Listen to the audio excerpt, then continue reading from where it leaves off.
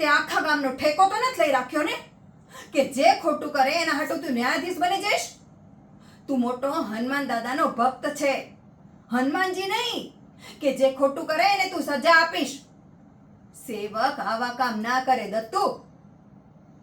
અને તારી આટલી બધી હિંમત વધી ગઈ છે હે?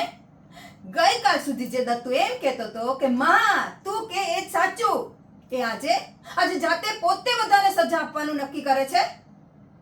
આ તને છે ને અખાડામાં પહેલવાની કરવા મોકલું છું. એ તારી તંદુરસ્તી માટે છે, નહીં કે લોકો સાથે ઝઘડા કરવા માટે.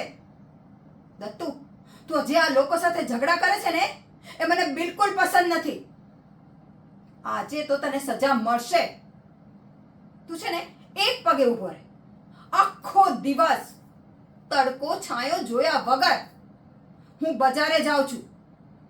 પાછી ના આવું ને ત્યાં સુધી એક પગે ઊભો રહેજે, ખાધા પીધા વગર. એટલે તને પણ ખબર પડે કે સજા કોને કહેવાય.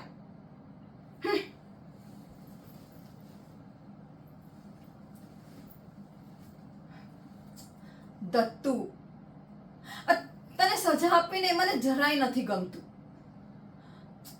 તું જ વિચાર કે મારે મન કેટલું કાઠું કરવું પડ્યું હશે હે?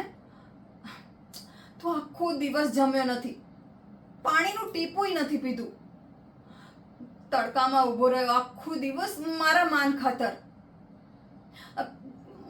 તને સજા આપીને મને કેટલું દુઃખ થયું છે દત્તુ.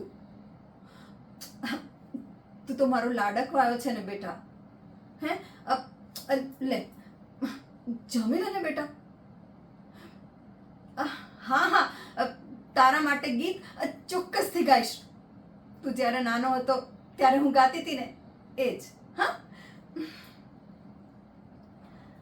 દીકરો મારો લાડકવાયો દેવનો દીધેલ છે, વાયરાઓ જરા ધીમા વાજો નીંદમાં પોઢેલ છે.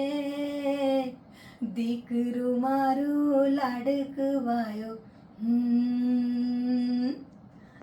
લે હવે જમી લે.